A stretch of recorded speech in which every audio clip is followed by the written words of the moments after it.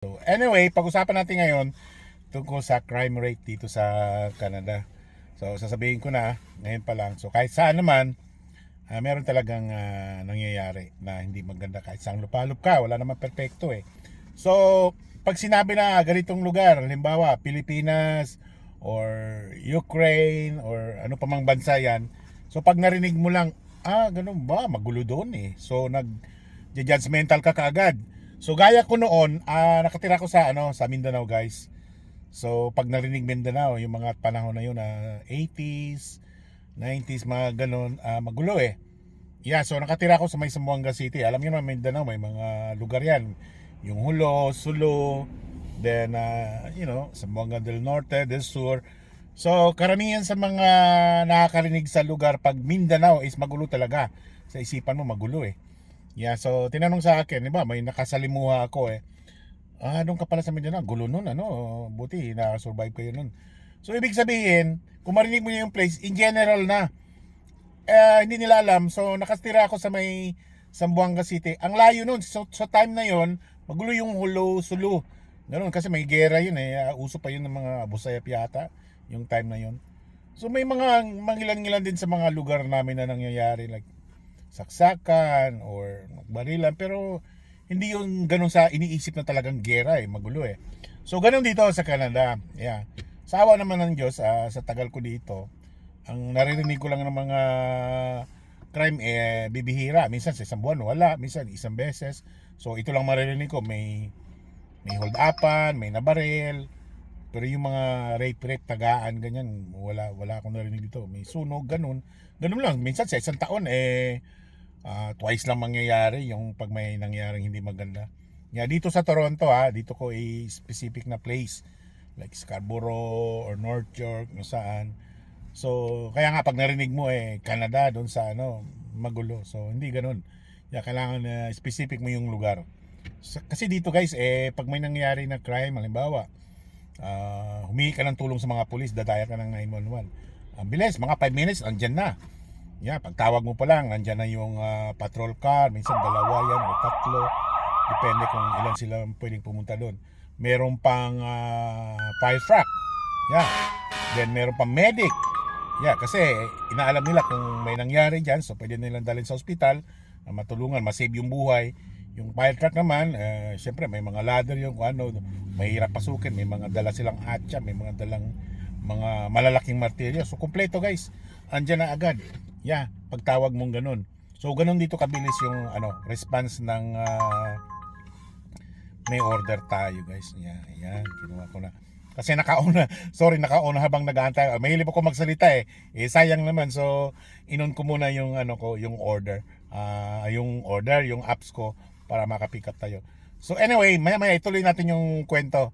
Okay, deliver ko muna to, sayang naman. 20 minutes later. So okay, na drop off ko na yung deliver ko kanina guys. So sample na lang dito sa may ito sa pinagde-deliveran ko dito sa mga neighborhood. Yung mga bahay dito guys ay walang mga bakod. Meron naman mangilan-ngilan pero hindi gaano, makikita mo pa rin yung view sa loob. So ito, pakita ko sa inyo, maglalakad tayo. So ito, nakapark ako dito. So ito yung mga kabahayan dito. So mag-ikot tayo sandali lang. Para makita nyo naman kung gaano ka-safe dito guys. So itong lugar na to, malapit lang to sa tinitirhan ko siguro mga pag nagda-drive ka, wala pang 10 minutes. So nasa labas lang yung mga kotse nila. Wala mga bako, di ba? So pag gabi, ganun din.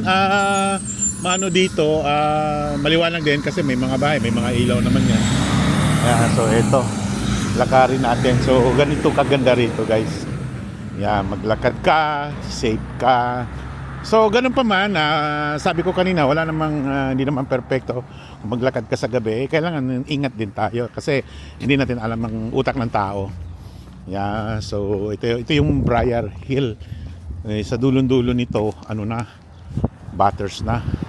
Yung Batters, medyo busy na doon kasi marami ng mga dumadaan na bus. So gaganda ng mga bahay nila dito guys. So million na yan halaga dito. Mahal na kasi ang bahay dito sa Toronto. So anyway, yun sa crime rate na pinag-usapan natin. Yeah, ito pag tumawag yan sila ng help. Mabilis na mga response dito, guys. Yeah, so nasa labas lang yung mga kotse, ano. Wala mga bakod. Yeah, kasi tiwala sila dito eh. Yeah. Di gaya sa atin, syempre, kukumpare ko sa atin dahil doon ko kasi na-experience lahat. Eh, taga doon tayo eh.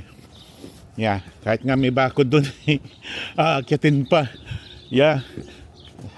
Pero sa amin naman, kasi nung umuwi ako, mas gusto ko rin sa probinsya kasi kilala lahat ng mga tao doon.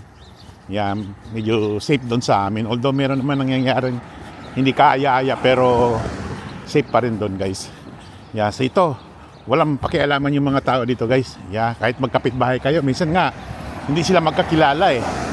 Yeah, hindi guys sa atin, para sa akin mas masaya pa rin sa atin dahil mga kapitbahay, yan, kilala mo, makipag-usap.